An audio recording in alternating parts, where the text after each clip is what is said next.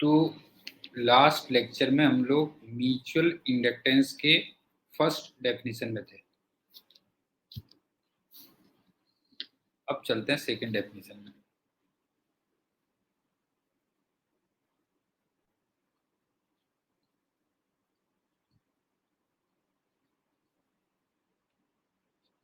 Good evening बेटा।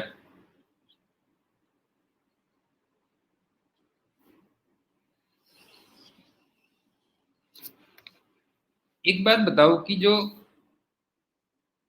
E2 था, induced EMF in secondary, ये बताओ ये proportional to rate of change of current in primary. बताओ ऐसा फील हो रहा है कि नहीं हो रहा है?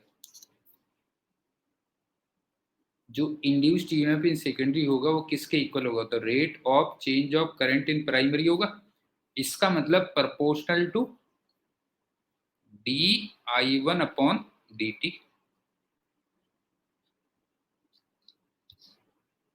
और जब आप प्रोपोर्शनलिटी का साइन हटाओगे तो प्रोपोर्शनलिटी का कांस्टेंट वही आएगा जो पहले आया था। इसका मतलब E2 कितना हो गया? तो जो है E2 की वैल्यू हो गई -m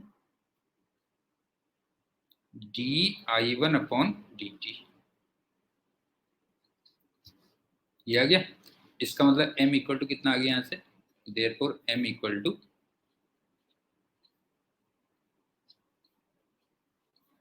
-E2 upon di1 upon dt, या कह सकते हो -E1 upon di2 upon dt। बताओ ये भी कह सकते हो कि नहीं कह सकते हो?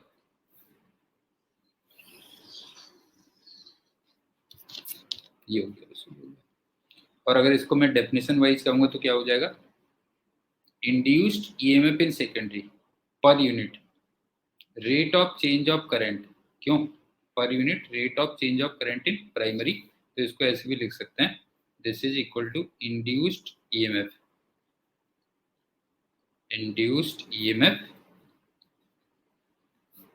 In secondary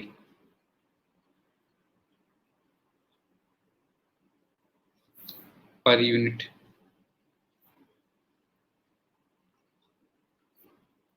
rate of change of current in primary. ये हो गया। मेरे ख्याल से समझ में आ गया होगा। क्यों? अब चलते हैं कुछ इंपॉर्टेंट पॉइंट्स लिखते हैं, फिर कुछ एग्जांपल्स वगैरह करेंगे, तब आएगा मजा।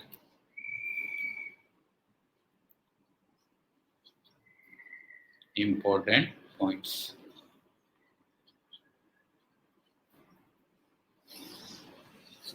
सबसे पहला,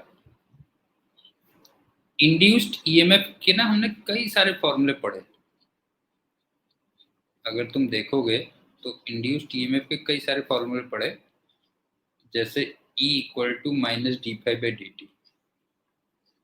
शुरुआत तो यहीं से हुई थी। क्यों? दूसरा E इक्वल टू BVL। तीसरा E equal to B ω/L²/2। Fourth E equal to -L/di/dt। और E2 equal to -m di1/dt। इतने सारे हमने फॉर्मूले पढ़े कि नहीं पढ़े? बताओ ये बताओ, इंड्यूस्ड ईएमएफ के इतने सारे फॉर्मूले पढ़े कि नहीं पढ़े? तो ये अलग नहीं है बेटा, ये जो है जो तुम सोच रहे होगे ना, अलग नहीं है, सब सेम है। जो है सब घुमा फिरा के बात वहीं आ जाती है। जो है ये ध्यान रखना। जो है सब एक ही है। जैसे तुम एक बात बताओ, इसको तो मैंने प्रूव किया था ना, तुम्हें याद होगा। कुछ प्रॉब्लम्स मैंने इन दोनों से की थी कि नहीं की थी? बताओ याद आ रहा है कि नहीं आ रहा है? इनको मैं सेम दिखा चुका हूँ कि नहीं दिखा चुका हूँ? बताओ। जो है E इक्वल टू -d5/dt और BBL उनको सेम दिखा चुका हूँ कि नहीं दिखा चुका हूँ? तो ये सब एक ही है, घूम फिर के बात वहीं आ जाती है बेटा। जो है मतलब ये हो गया rate of change of flux, बस ये कह। तो ये तो एक तो ये ध्यान रखना। हाँ दुनिया गोल है, बस हो गया। अब चलते हैं दूसरी बात। अब आप ये देखो कि m की जो वैल्यू आई उसके 4 फॉर्मूले बना दे रहा हूं मैं। N252 अपॉन I1 या N151 अपॉन I2 या -E2 upon DI1 upon DT या -E1 upon DI2 upon DT। बताओ चारों फॉर्मूले से तुम सेटिस्फाई हो या नहीं हो बेटा, बताओ।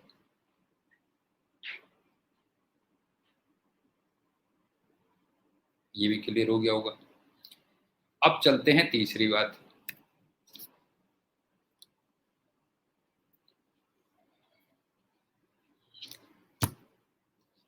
ज्यादातर केसेस में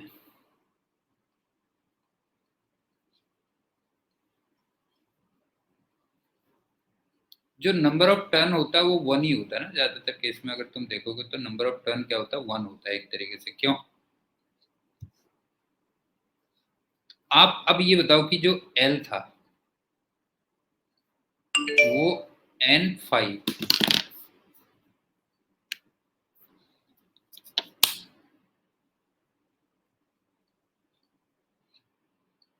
अपॉन I था और मैंने N को कहा कि मोस्टली क्या होगा, 1 होगा। क्यों? तो इसका मतलब मैं L को ये भी लिख सकता हूँ ना, L equal to flux per unit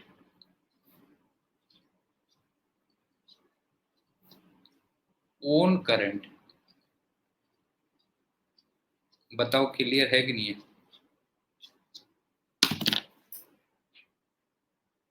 बताओ बेटा।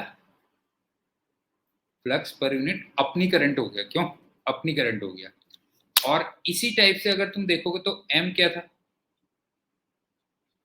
M था N252 upon I1।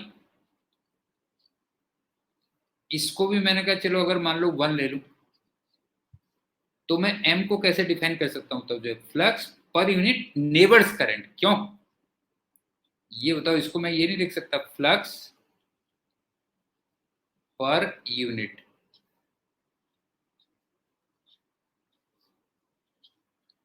NEIGHBOUR neighbours current.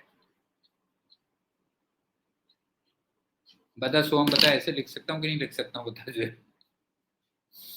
ये बता, इसको ऐसे लिख सकता हूँ flux per unit neighbours current. तो एक तरीके से ये समझ लो कि L या M को L या M को कुछ ऐसे भी याद रख सकते हो, फ्लक्स पर यूनिट करंट कुछ ऐसे भी याद रख सकते हो, फ्लक्स पर यूनिट करंट।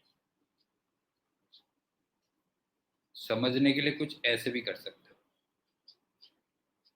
मतलब फाई अपॉन आई ऐसे भी याद रख सकते हो अगर नंबर ऑफ टर्न 1 हुआ। हाँ ध्यान रखना,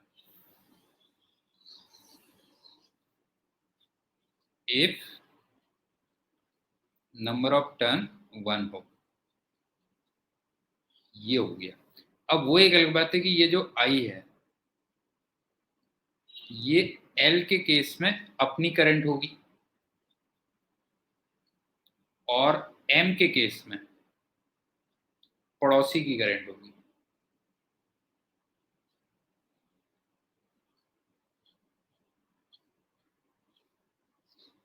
ये समझ में आ रहा है कि नहीं आ रहा है?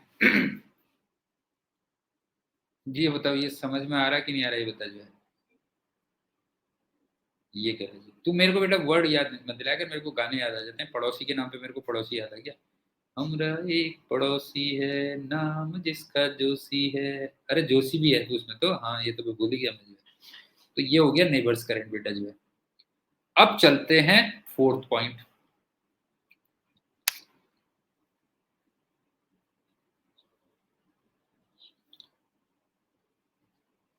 M12 इक्वल टू M21 होना चाहिए।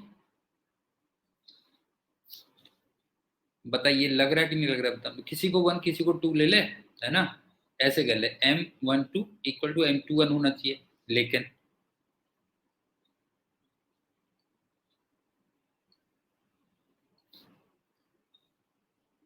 जब कैलकुलेट करोगे while finding the value of M,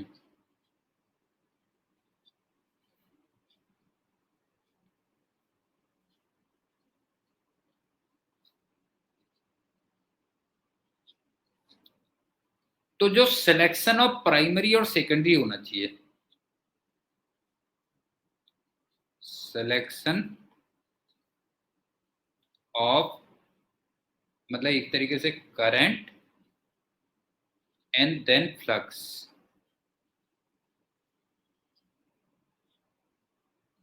वो ऐसा होना चाहिए कि जिसमें अप्रोक्सीमेशन मिनिमम हो। ये कुछ समझ में आ रहा है बेटा? ये बता, अप्रोक्सीमेशन जिसमें मिनिमम हो।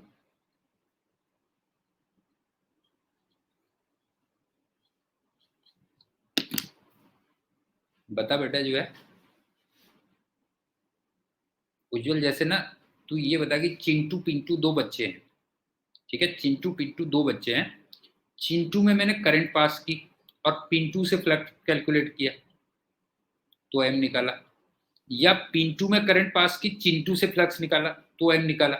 ठीक, दोनों से एक ही आना चाहिए, लेकिन हम उसमें करंट पास करेंगे और उसमें फ्लक्स कैलकुलेट करेंगे जिसमें अप्रोक्सीमेशन क्या होगा बता जो है, ये बता, जिसमें अप्रोक्सीमेशन क्या होगा बता जो है, मिनिमम होगा। समझ में आया कि नहीं आया?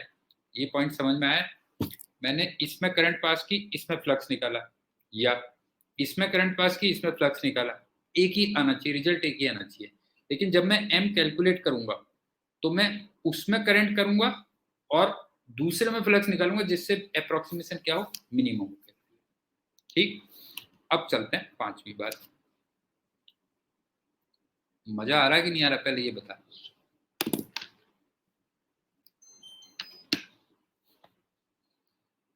अब देखो, ये सिस्टम 1 है, मुझे तो बहुत मजा आ रहा है सही में, और ये सिस्टम 2 है।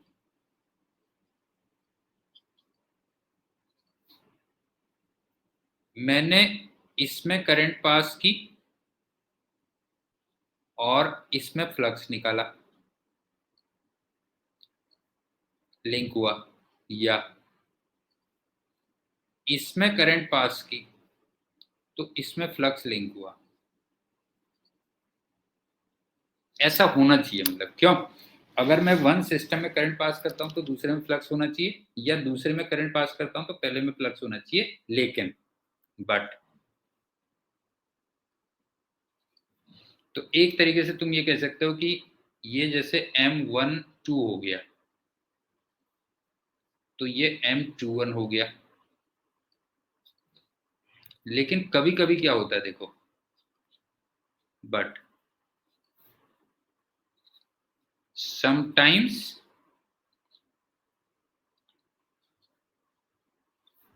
M is one sided।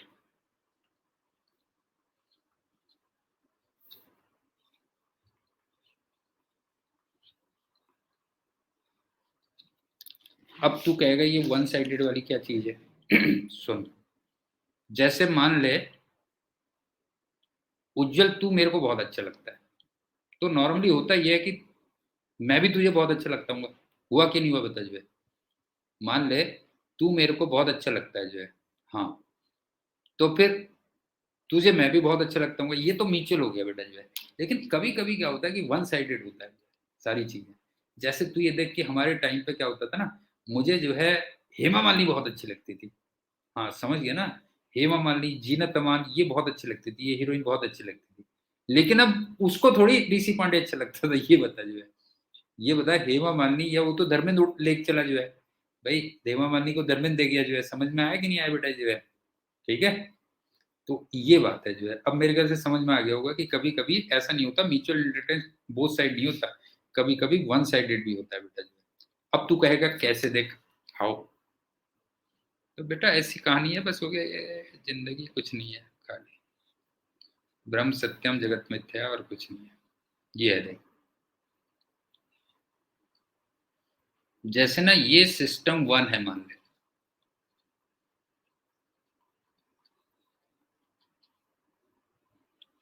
और ये सिस्टम 2 है।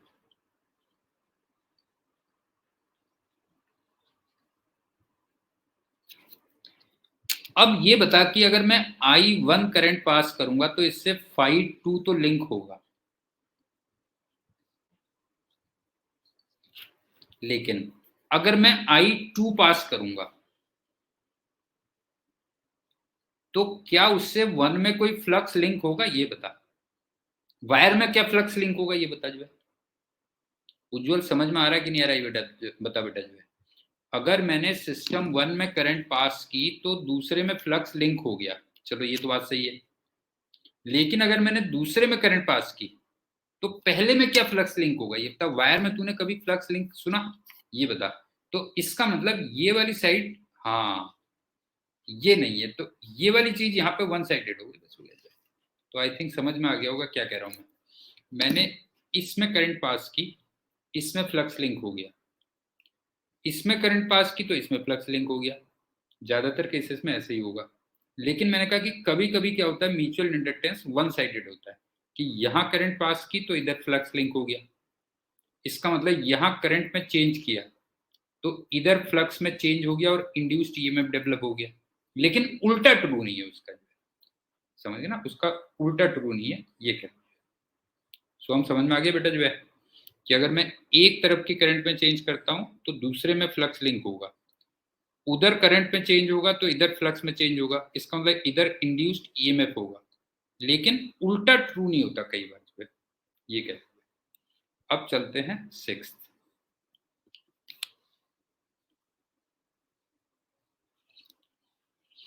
अब दो सिस्टम्स का एम कैसे फाइंड करोगे।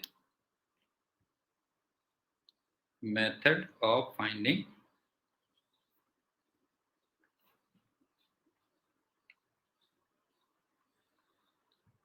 M of two systems.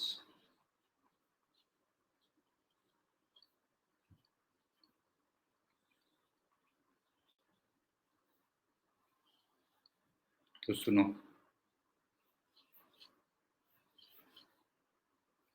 यहां पे I1 करंट पास कर दो,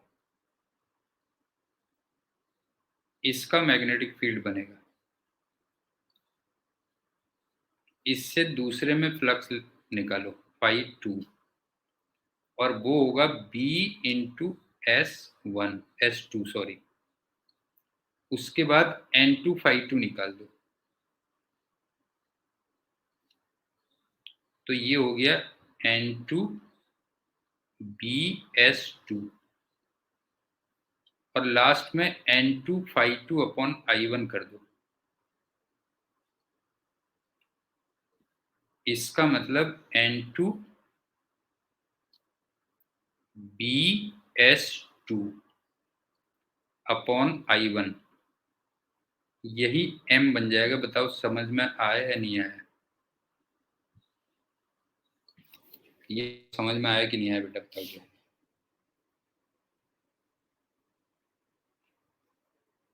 ठीक है ना, तुमने एक में करंट पास की, उसका मैग्नेटिक फील्ड निकाला, नहीं है उसका मैग्नेटिक फील्ड निकाला, फिर दूसरे में फ्लक्स निकाला B/S2, फिर N2 phi2 निकाला तो N2BS2 हो गया, और लास्ट में N2 phi2 अपॉन I1 कर दिया, तो इसका मतलब N2BS2 अपॉन I1, इसको मैं M कह दूंगा। उज्जवल बता बेटा, ये समझ में आया कि नहीं आया, समझ में आ गया ना। तो मैं M ऐसे कैलकुलेट करूंगा,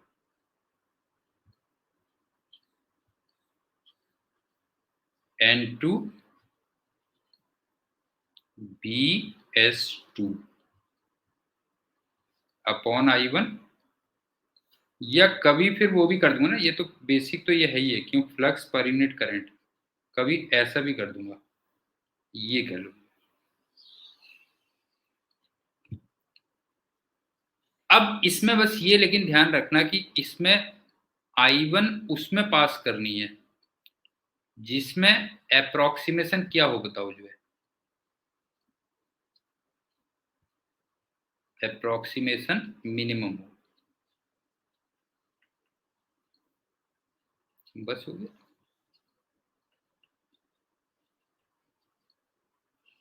ये समझ में आया कि नहीं आया? अब एग्जाम्पल देख लेते हैं तो उससे क्लियर हो जाएगा तुम्हें बिल्कुल।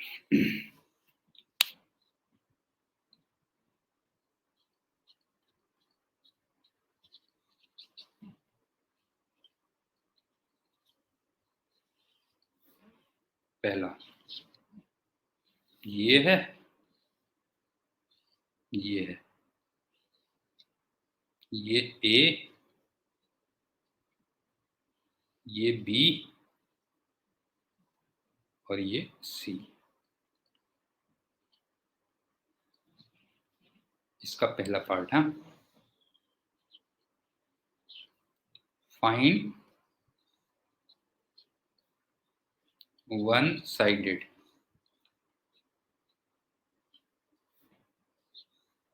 Value of m।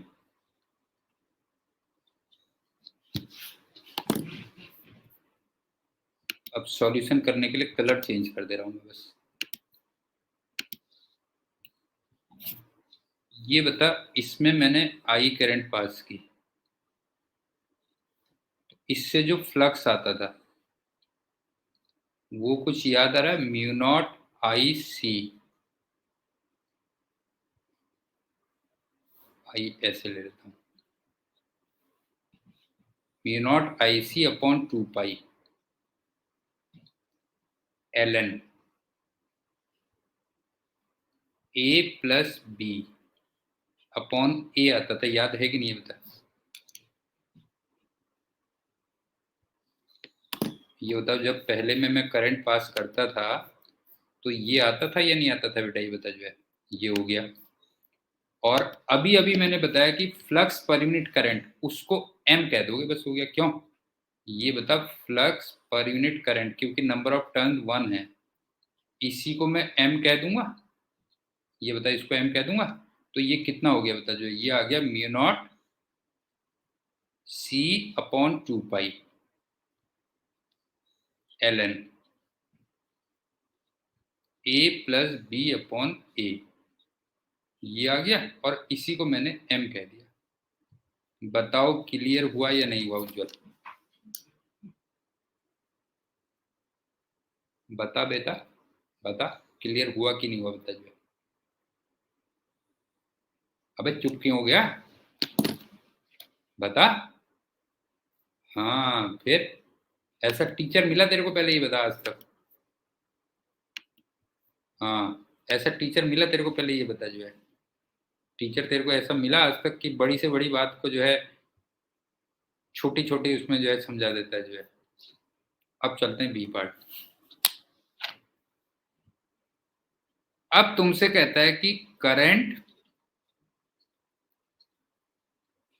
In wire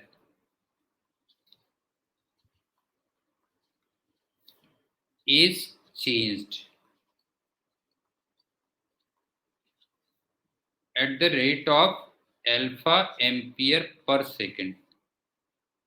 Find induced EMF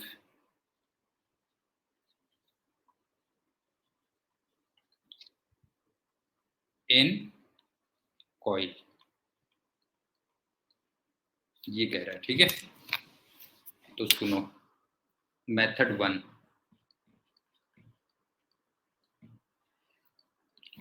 अभी मैंने एक फॉर्मूला पढ़ा, E2 equal to minus M D I one upon D T. तो मैं इसको ऐसे लिख सकता हूं, E coil equal to minus M D by D T of current of wire. बताओ ऐसे लिख सकता हूं कि नहीं लिख सकता हूं? बताओ। ये लिख सकता हूं ना? अब सुन, m कितना निकाल लिया हमने? m हमने निकाल लिया माइनस म्यू नॉट आई नहीं था sorry mu naught C upon 2 पाई, ये m हो गया। और ये बताओ ये वाली वैल्यू अल्फा दे रखी है, कोई डाउट?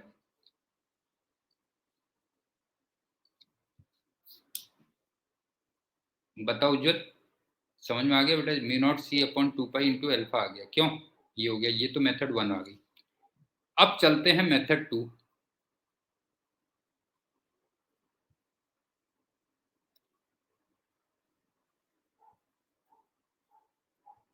अरे बेटा तू छल को परेशान कर देगा।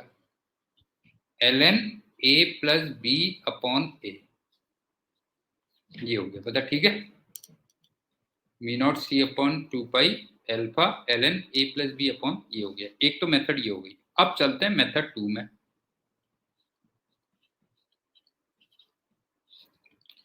ये बता, अगर मुझे इंड्यूस्ड ईएमएफ इन कॉइल निकालना है तो मैं इसको minus d/dt flux of coil कह दूं? बता बेटा, ऐसे भी तो होता है।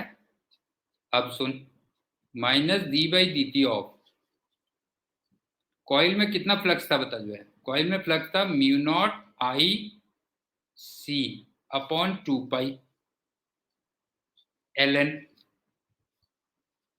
a plus B upon A, इतना फ्लक्स था। क्यों? और इसमें से mu naught C upon 2 pi और ln वाला टर्म तो आ जाएगा बाहर। क्यों? ये आ गया mu naught C upon 2 pi ln a plus B upon A, और लास्ट में रह गया di/dt। बताओ कैलकुलेशन समझ में आई या नहीं आई बेटा? बता, समझ में आया कि नहीं आया? और लास्ट में ये बता di/dt को क्या लिख सकते हैं? इसको क्या लिख सकते हैं बता जो है? di/dt को लिख दो अल्फा। तो जरा देखना सेम एक्सप्रेशन आ रहा है कि नहीं आ रहा बता जो है? दोनों में सेम एक्सप्रेशन आ रहा है ना? ठीक, ये हो गया। अब चलते हैं दूसरा example.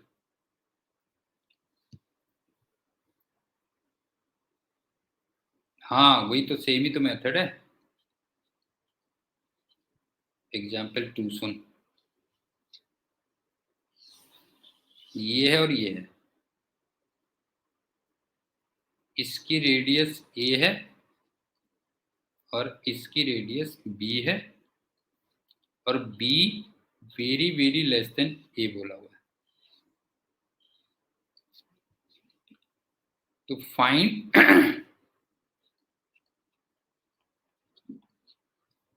m of this system.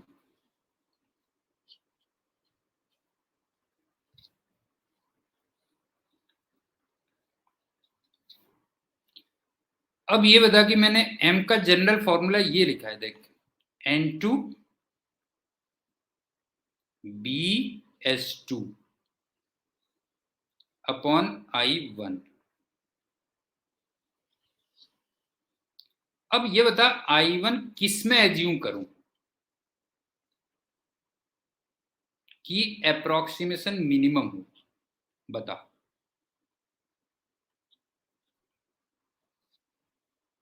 तू बेटा इंटेलिजेंट है या मैंने तुझे इंटेलिजेंट बना दिया, पहले ये डिसाइड कर।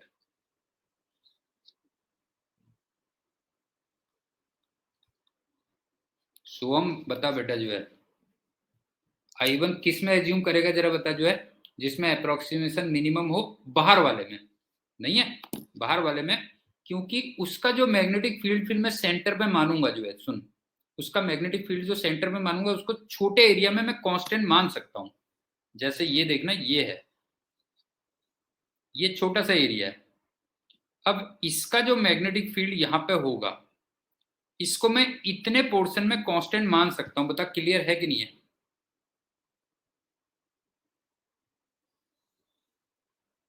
समझ में आ रहा है? अगर मैं मान ले इसमें I1 मान लेता हूं, इसमें मैं I1 मान लेता हूं, तो यहां पे जो मैग्नेटिक फील्ड आएगा उसको मैं इतने छोटे से एरिया में, इतने छोटे से एरिया में यूनिफॉर्म मान सकता हूं, तो इसमें अप्रोक्सीमेशन कम होगा। मेरे ख्याल से समझ में आ गया होगा।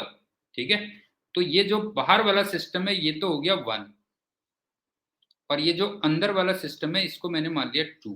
बताओ कोई कंफ्यूजन तो नहीं है? पहले ही बताओ बेटा। जो है बाहर वाले सिस्टम को मैंने मान लिया 1 और अंदर वाले सिस्टम को मान लिया 2, ताकि अप्रोक्सीमेशन कम हो। तो इसका मतलब m कितना हो गया? देखो फिर से एक बार फॉर्मूला लिख देता हूं, N2BS2 अपॉन I1। अब देखना, हाँ, N2 तो हो गया 1, B कितना हो गया? Mu not N1I1 upon 2A। S2 का मतलब पाई A स्क्वायर अपॉन I1, और यहाँ पे N1 भी 1 होगा। बताओ ये कैलकुलेशन समझ में आई कि नहीं आई?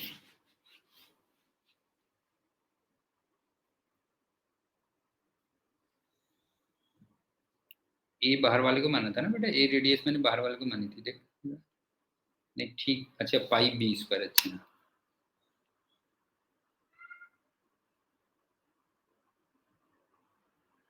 बता, बता ये क्लियर है कि नहीं पहले ही बताओ। ये कैलकुलेशन समझ में आ गई? बताओ जो है, तो अल्टीमेटली कितना आ गया जरा बताओ। ये m कितना आ गया? Mu not pi B square upon 2A आ गया मेरे ख्याल से। क्यों?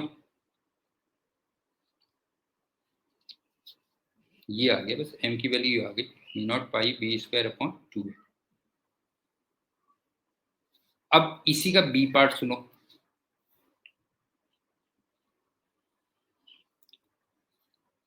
करंट इन बिगर लूप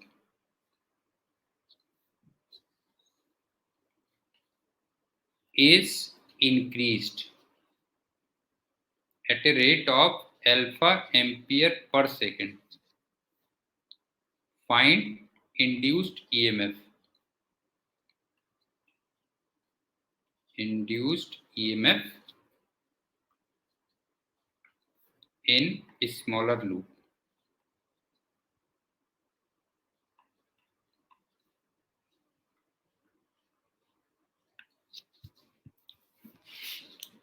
तो एक बार बताओ, E स्मॉलर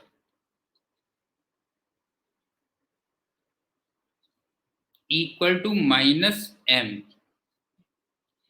DI बिगर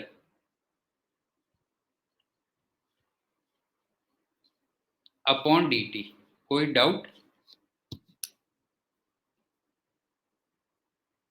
बताओ इस इक्वेशन में कोई डाउट तो नहीं है बेटा? ये बताओ जो है, ये हो गया। अब मैंने m कितना निकाल लिया था? अब हमने m कितना निकाल लिया था बताओ? म्यू नॉट पाई B स्क्वायर अपॉन 2A। क्यों? म्यू नॉट पाई B स्क्वायर अपॉन 2A।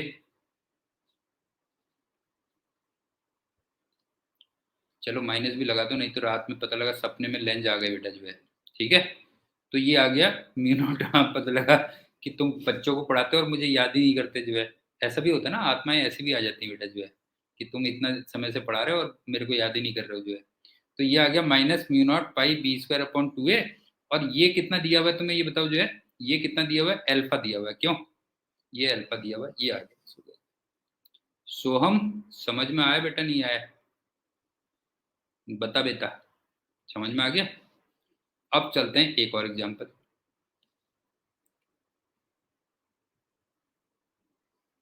हाँ अरे यार, मैं आजकल जीके फीके तुम्हें सुना नहीं रहा हूँ, क्या करूँ? बड़ा मजा आता है मेरे को जीके वीके सुनाने में। एक रिंग ये है, एक रिंग ये है। इसमें नंबर ऑफ टर्न्स N1 है। हाँ, इसमें नंबर ऑफ टर्न्स n2 है और दोनों की रेडियस r दे रखी है। तो तुम्हें इसका m निकालना है, m of this system.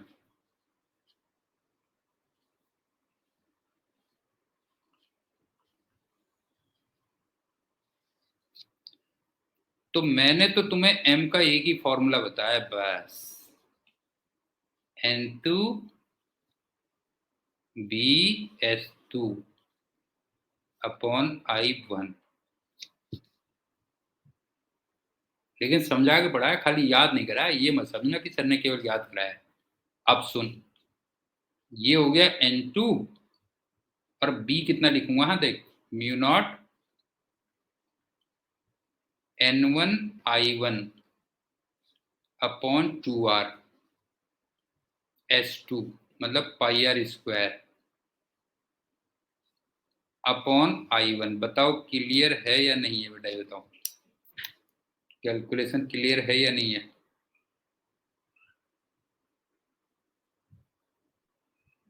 I1 से I1 कैंसिल हो गया भाई द वे। तो इसका मतलब ये आ गया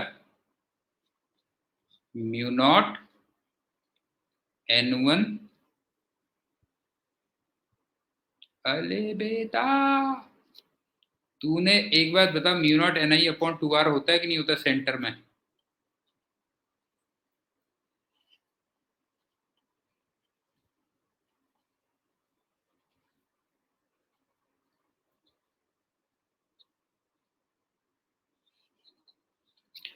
अब यहाँ पे तो दोनों के दोनों बिल्कुल टाइटली बांधे हुए हैं तुमने, तो किसी को भी प्राइमरी किसी को भी सेकेंडरी ले लो, कोई फर्क नहीं पड़ेगा। क्यों? समझ में आ रहा? बताओ, यहाँ पे कोई फर्क नहीं पड़ेगा ना, किसी को प्राइमरी किसी को सेकेंडरी ले ले। तो मैंने जैसे 1 वाले में मान ले I1 करंट पास कर दी, तो उसके सेंटर में मैग्नेटिक फील्ड कितना होगा बताओ, जो है mu naught n1 I1 upon 2r। अब समझ में आया कि नहीं आया बता? ये बताओ, 1 वाले में मैंने I1 करंट पास की, तो उसके सेंटर में मैग्नेटिक फील्ड कितना होगा बताओ, जो है mu naught n1 I1 upon 2r। ये हो गया। अरे ये तो मैंने जब सेल्फ इंडक्टेंस पढ़ाया था उसमें नहीं किया था, तेरे को याद होगा कि मेरे पास सेंटर का ही फॉर्मूला होता है, हमें अप्रोक्सीमेशन लेना होता है, उसी को मैं यूनिफॉर्म मान लेता हूँ। ये बता, जब हमने कोफिशिएंट ऑफ सेल्फ इंडक्टेंस पढ़ाया था, तो इसमें नहीं पढ़ाया था कि जो बी सेंटर है, अबे दोनों की रेडियस इक्वल दे रखी है। यहाँ पे दोनों की रेडियस इक्वल दे रखी है, देख, बी सेंटर को ही मैं यूनिफॉर्म मान ले रहा हूं।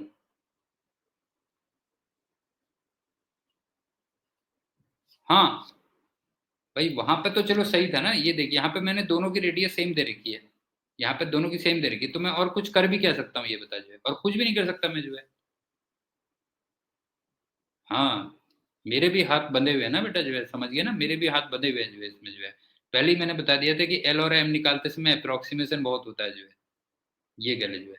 अब पॉइंट क्लियर हुआ या नहीं हुआ बता, जो है अब पॉइंट क्लियर हो गया ना। तो इसका मतलब कितना हो गया, म्यू नॉट n1 n2, हाँ, पाई आर बाई 2 आ गया, बस हो गया। तो यहाँ पे तुम्हारे नीट में ना कभी कभी क्वेश्चन आ जाता है बेटा, जो है m proportional to n1 n2। वैसे आज तक तो आया नहीं, मैं कह देता हूँ हर साल, लेकिन कभी कभी आ जाता है, और आज तक कभी आया नहीं, जो है। समझ में आई बात, जो है m प्रोपोर्शनल टू क्या हो गया, n1 n2। और जबकि वहां पे तेरे को याद होगा, वहां पे देयर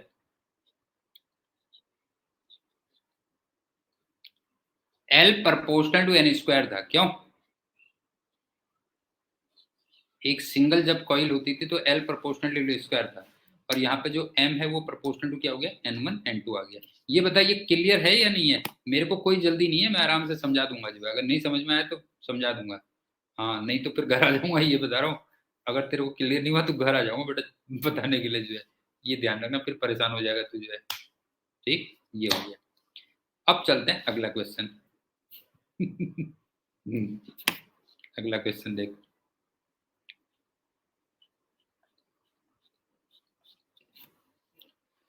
अरे यार बेटा, दो कॉइल्स हैं,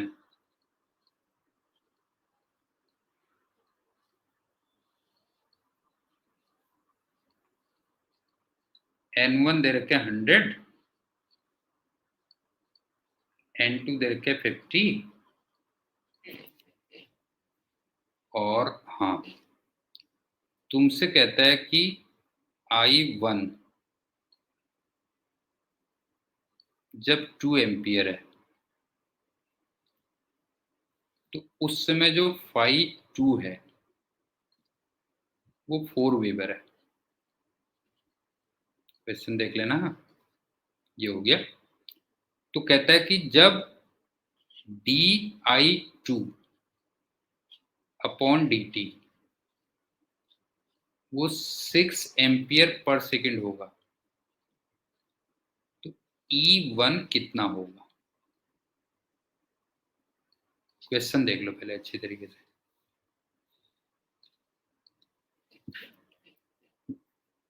जब I1 2 एम्पियर था तो फाई 2 तुम्हें 4 वेबर दिया था। फिर तुमसे कहता है कि जब di2 upon dt 6 ampere per second है तो E1 कितना होगा। तो एक काम करते हैं कि इसमें ना m की जो लंबी चौड़ी डेफिनेशन है वो पूरी लगा देते हैं, उसमें से देख लेंगे कि हमें कौन सा फायदा, कौन सा फॉर्मूला सही सूट करेगा। तो ये बता, m का मैंने क्या क्या फॉर्मूला लिखा था बेटा, जो है m का लिखा था N2 फाई 2 अपॉन I1, या N1 फाई 1 अपॉन I2, और ये लिखा था -E2 upon di1 upon dt, और या फिर -E1 upon di2 upon dt। बता, ये किया था।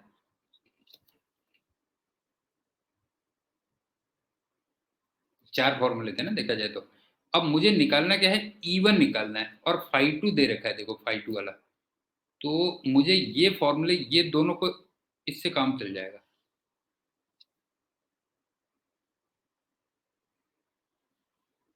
बता, ये दोनों फॉर्मूले ले लूं तो बेटर रहेगा कि नहीं रहेगा, बता। अगर मैं ये दो फॉर्मूले ले लूं तो ये बेटर रहेगा या नहीं रहेगा, बता बेटा जो है। देख जरा, ये हो गया। तो इसका मतलब E1 कितना हो गया, जरा बता जो है। E1 कितना हो गया, माइनस तो आ ही गया, N2 फाई 2 अपॉन I1, और di2 अपॉन dt।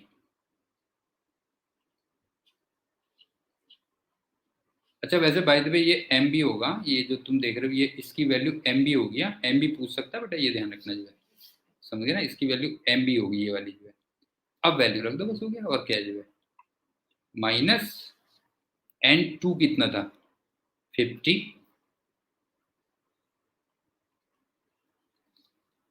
फाई 2 कितना लिंक हुआ था, 4 वेबर। जब पहले में करंट कितनी थी, 2 एम्पियर। ये सेंटेंस भी समझ में आ रहा है जो मैं बोलता जा रहा हूँ बेटा जो है, जो सेंटेंस बोलता जा रहा हूँ समझ में आ रहा है कि नहीं आ रहा है, बताओ जो है। दूसरे से कितना फ्लक्स लिंक हुआ जब पहले से कितनी करंट पास हुई, और di2 अपॉन dt मैंने कितना किया था बताओ, 6 एम्पियर पर सेकेंड, क्यों।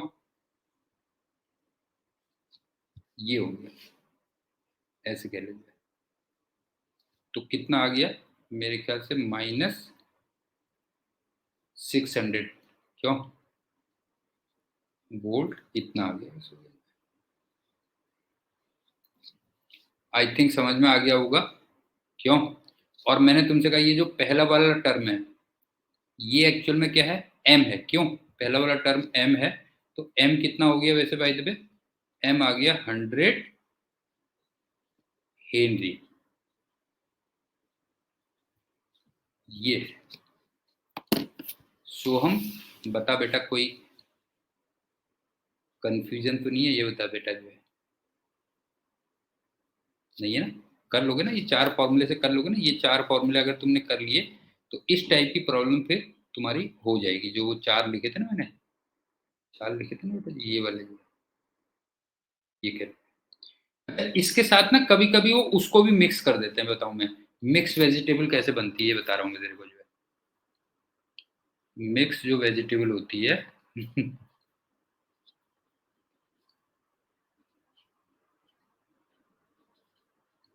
ये कभी कभी ना इस वाले को भी लिंक कर देते हैं, u equal to half L I square. समझ में आ रहा है, बताओ। और L की फिर दो डेफिनेशंस होती हैं, तेरे को याद होगा, एन फाई अपॉन आई और minus E upon D I by D T. अब समझ में आ रहा मिक्स वेजिटेबल कैसे बनेगी? उज्जवल, तेरे बात समझ में आ रही कि नहीं आ रही बेटा? जो है u equal to half L I square और L को क्या लिख सकते हैं, एन फाई अपॉन आई या minus E upon D I by D T. ये हो गया बस, ऐसे बनती है मिक्स वेजिटेबल। अब आप बना दे आज, इसको बना दे बेटा जो है, ये हो गया। अब कुछ छोटे छोटे पॉइंट्स हैं।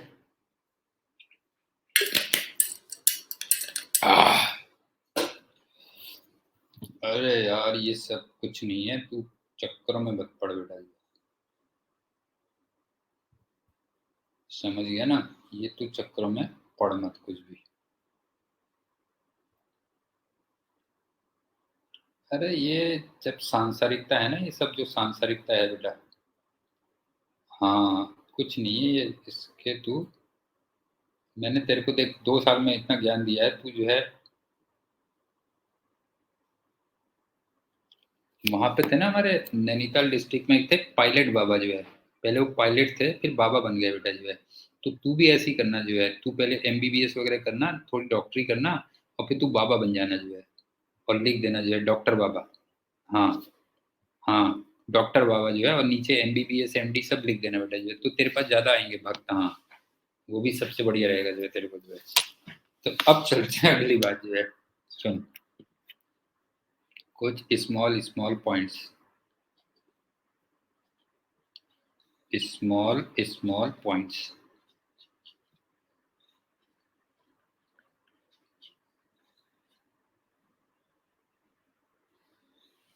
अरे बस ऐसे ही है। सबसे पहली बात देख सुन, सीरीज में एल की जो वैल्यू होती है L1 प्लस L2 होती है, मतलब रेजिस्टेंस की तरह चलता है पैरेलल में।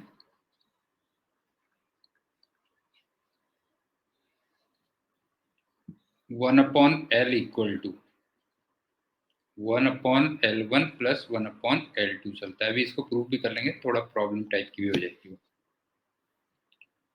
तीसरी बात, अगर दो कॉइल्स मान लो बिल्कुल साथ साथ रखी है, हाँ। अच्छा कभी कभी ना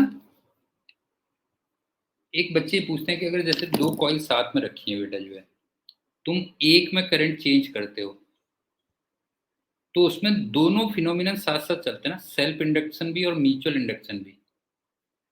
समझ में आ रहा है? दो कॉइल्स मैंने मान लो बगल में रखी हैं, एक कॉइल में आप करंट चेंज कर रहे हो, ठीक है ना, एक में चेंज कर रहे हो करंट मान लो, तो दोनों फिनोमिनन साथ साथ चलेंगे, सेल्फ भी और म्यूचुअल भी। तो जब मैं म्यूचुअल पढ़ा रहा होता हूँ तो वो पीछे पड़ जाते हैं, कुछ होता है ना, तुम जानते ही हो बेटा जो है, बच्चे शैतान बच्चे जो है, कि सर वो उसका क्या हुआ, उसमें भी तो होगा सेल्फ इंडक्शन और ये वो जो है। तो जिसमें हम जो है बेसिकली म्यूचुअल इंडक्शन पढ़ रहे होते हैं, तो उसमें फिर सेल्फ इंडक्शन की बात नहीं करते हैं। हो रहा होता है वो, ऐसा नहीं कि नहीं हो रहा है जो है। उज्जवल समझ में आया बेटा जो है, कि अगर दो कॉइल साथ साथ में रखी हैं और एक में अगर मैं करंट चेंज कर रहा हूँ, तो दोनों, हाँ दोनों फिनोमिनन साथ साथ चल रहे होंगे जो है, सेल्फ भी और म्यूचुअल भी। लेकिन जब मैं म्यूचुअल पढ़ा रहा होता हूँ या म्यूचुअल की प्रॉब्लम दी होती है, तो उसमें सेल्फ वाले को नहीं डिस्कस करते हैं, ये कह लेते हैं। ठीक, अब जैसे मान लीजिए ये दो कॉइल्स हैं, एक का सेल्फ इंडक्शन L1 है और ये L2 है, और म्यूचुअल इंडक्शन M है। तो जो M होता है ना, ये होता है C√L1 L2।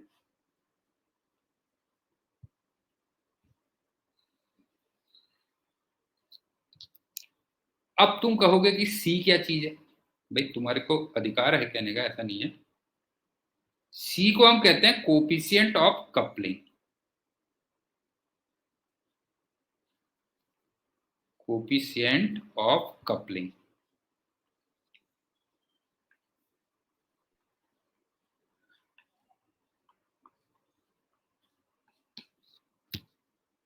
मतलब बेसिकली कितने नजदीक रखी है, कैसे रखी है, कुछ समझ में आ रहा होगा ना, लॉजिकल भी लग रहा होगा तुम्हें, क्यों, कितने नजदीक रखी है, कैसे रखी है बेटा जी। ठीक, अगर बिल्कुल फेस टू फेस है, अगर बिल्कुल फेस टू फेस है तो फिर सी को 1 ले लेना। तो m की वैल्यू √L1 L2 कर देना, बस हो गया।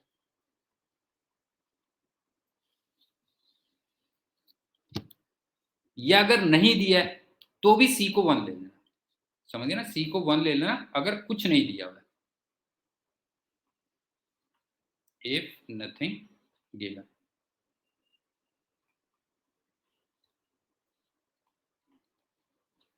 आई थिंक समझ में आ रहा होगा ना।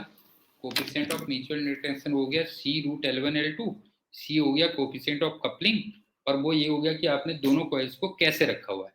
और मैंने तुमसे कहा कि अगर कुछ नहीं दिया हुआ है तो 1 ले लेना, और अगर बिल्कुल फेस टू फेस रखा हुआ है तो भी तुम उसको 1 ले लेना। ठीक, अब वो जरा सीरीज और पैरेलल वाला प्रूफ कर देता हूं।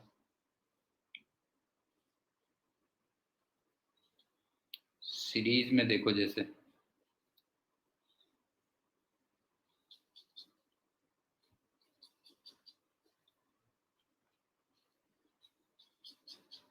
अच्छा एक चीज और ध्यान रखना कि इंडक्टर तभी आता है ना जब करंट में चेंज हो रहा हो, क्यों, इंडक्टर एक तरीके से तभी तो प्रॉब्लम वगैरह सब करता है जब करंट में चेंज हो रहा हो, क्यों, नहीं है, अदरवाइज तो कोई मतलब ही नहीं है ना उसका जो है। तो एक बात बताओ, ये L1 है, ये L2 है, ये L है, मान लो ये V है, ये V1 है, ये V2 है। तो इसमें अगर di/dt लिया मैंने, तो इधर भी मैं di/dt लूंगा। अब जरा बताओ V = V1 + V2, क्यों, और V को मैंने लिख लिया L × di/dt, और V1 को लिख लिया L1 × di/dt plus L2 × di/dt।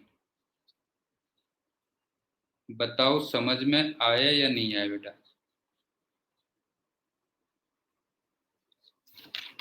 बता समझ में आया कि नहीं आया। di/dt कॉमन रहेगा ना, अगर तुम देखोगे तो di/dt क्या रहेगा, di/dt ये कॉमन फैक्टर होगा, क्यों,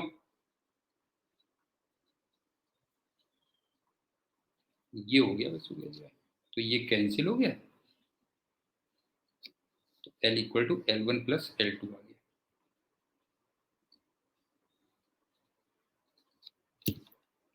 समझ में आ गया। अब चलते हैं पैरेलल में।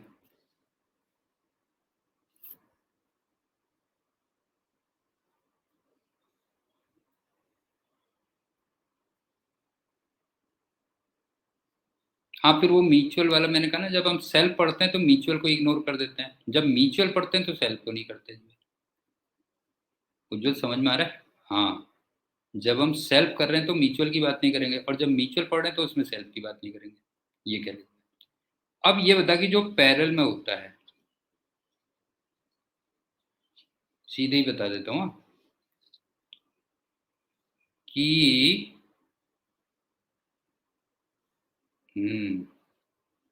बेटा तुम क्या सोचते हो, चल को, तुम तो बस ऐसे ही बच्चे हो। ये मान लो आई है, ये आई है, ये I1 है, ये I2 है, ये L है, L1 है, ये L2 है, और ये L है। एक बात बताओ, I = I1 + I2, तो इसका मतलब di/dt equal to di1/dt plus di2/dt। मेरे ख्याल से यहां तक कोई कैलकुलेशन में प्रॉब्लम नहीं होगी तुम्हें, क्यों नहीं बताओ, यहां तक कोई कैलकुलेशन में प्रॉब्लम नहीं होगी। अब देखो di/dt को मैंने क्या लिखा, हाँ v equal to L di/dt, ये लिख देता हूं।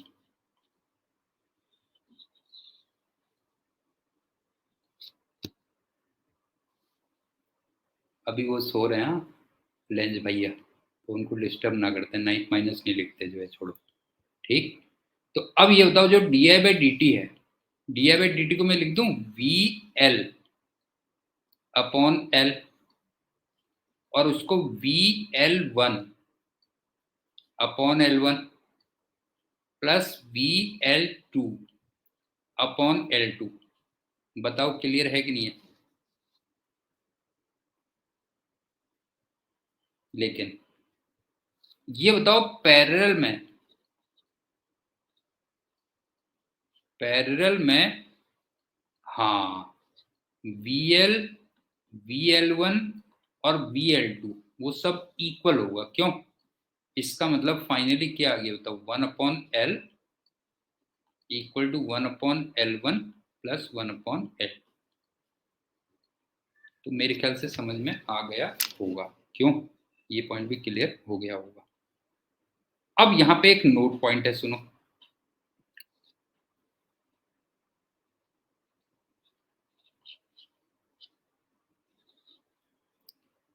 इसका मतलब जो L है वो लाइक रेजिस्टेंस है ना, लग रहा है? कुछ नहीं लग रहा, बता बेटा जो है,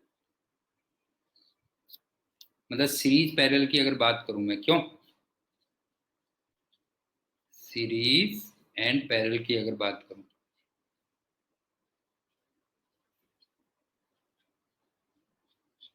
हाँ नहीं है, तो सीरीज और पैरेलल की बात करूं तो ये हो गया अकेले जो है, ठीक। इसका मतलब ये हुआ कि पैरेलल में जो करंट डिस्ट्रीब्यूशन होगा,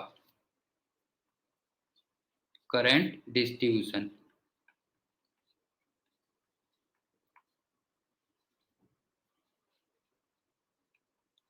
वो इनवर्स रेशियो ऑफ एल होना चाहिए या नहीं होना चाहिए, बता।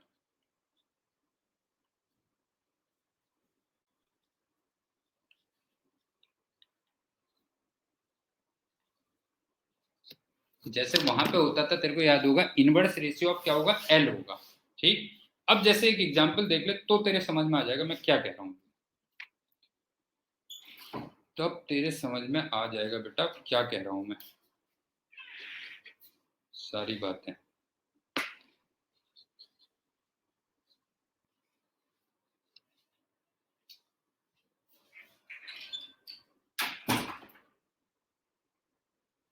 ये मान ले 3 हेनरी है, ये 6 हेनरी है और ये 9 वोल्ट है, ये 3 ओम है। अब अगर मैं स्टेडी स्टेट की बात करूं,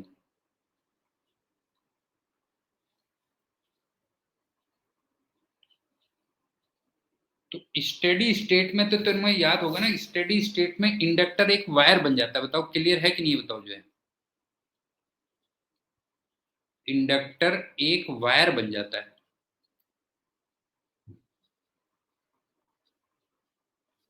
इसका मतलब ये जो मेन करंट होगी,